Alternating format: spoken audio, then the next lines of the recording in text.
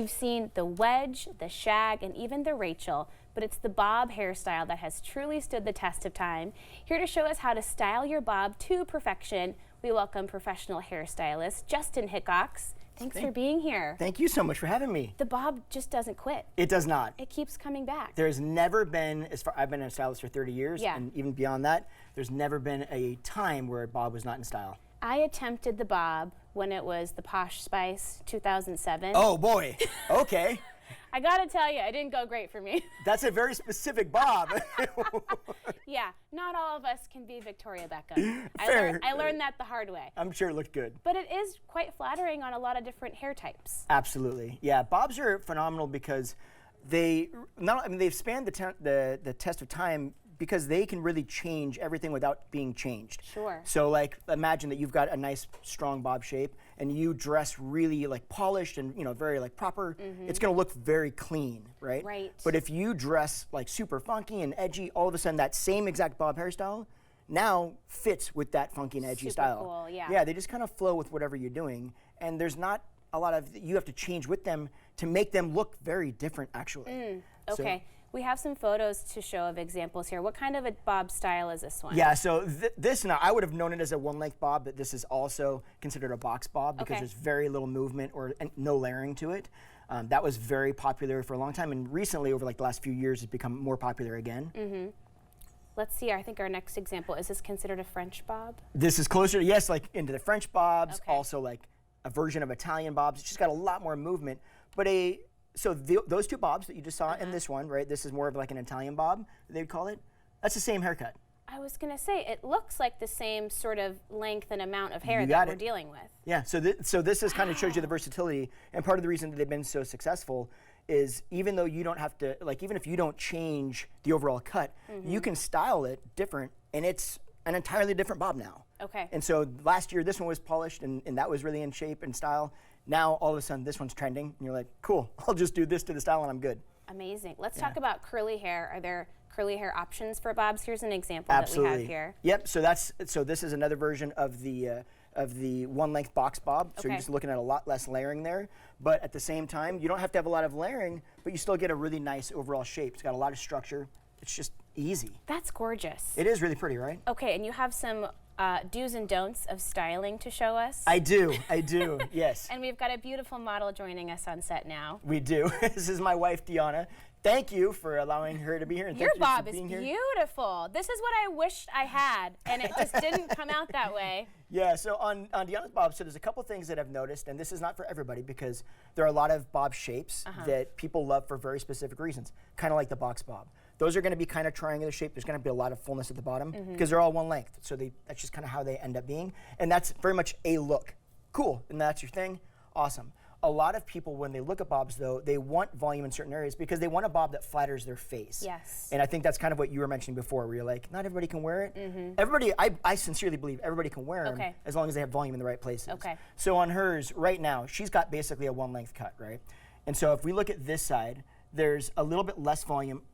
Let's see if you can see that. There's a little less volume right in there, right? And so there's going to be a little bit more volume through here. If you look at her face structure, jawbone, cheekbone, those lines go up like this, okay? So anytime we're looking at a bob, if we can get a little bit more of an angle that kind of follows this versus really straight, that's a big deal because it's gonna bring, when you look at it, it's gonna bring your eye, so your attention is gonna move up this way.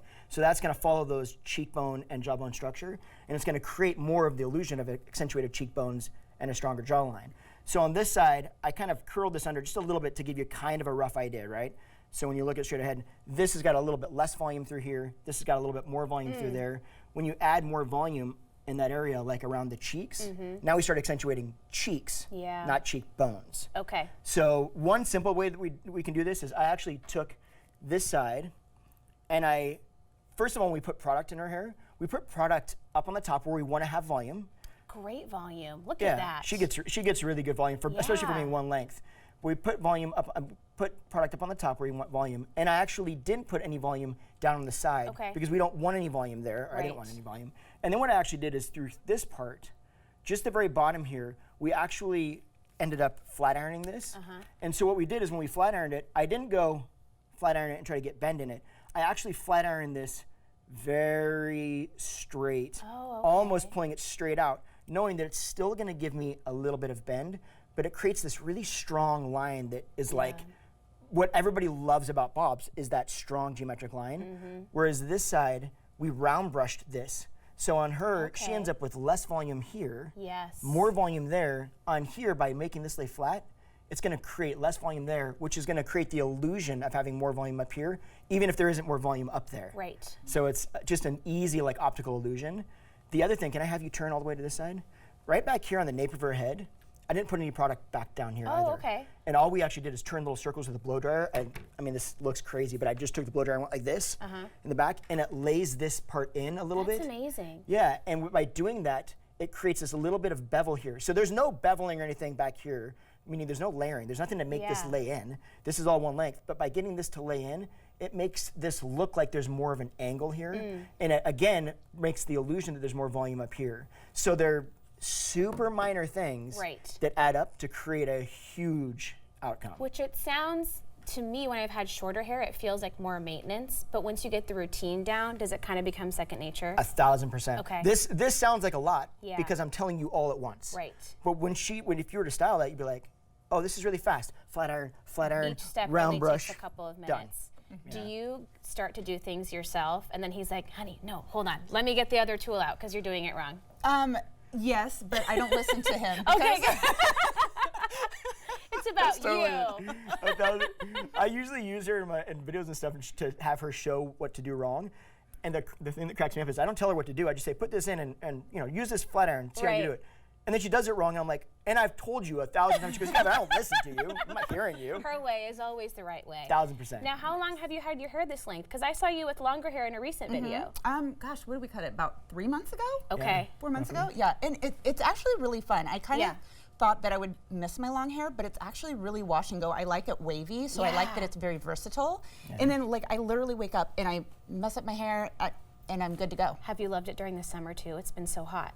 I do, and I can actually put up in a little baby ponytail still. Oh, yeah, you're she actually talking. gets this in a ponytail. It blows me away. And then do you ever curl it like with the flat iron technique or with tinier curls? Yeah, that's my favorite. Okay. Is like with the curling iron, because I like a messy hair because my hair is naturally straight. So if I can get some volume and some, You know what she does that's really so cute that people would love is she adds wave just to the very front, a very loose wave, and then everything else goes straight. Okay. People love it. Like, it's super cute. Just a little wave in the front. And it's that's off your face, and you're not constantly, because I'm guilty of doing this all the time. But You're not alone. gotta do what you gotta do. Thank you both so much for being here. This is fun. Thank you. So No, we I had a don't want great to get a time. bob. This is a dangerous temptation that you're presenting to Hey, me. I've got shears whenever you're ready. Okay. Yours looks amazing. Thank you guys so much. We'll have more information on our website at katu.com. We'll be right back with more Afternoon Live right after this.